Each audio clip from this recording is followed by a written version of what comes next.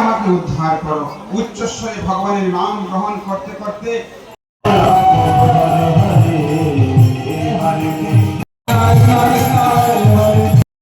হাতের থালায় দেখছেন জগন্নাথের বালিগ্রামে বাস করতেন, তাই তার নাম দিচ্ছেন, বলছেন বালিগ্রাম অনুসার।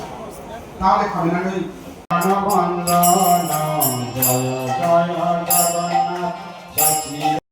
সাপোর্ট থাকে।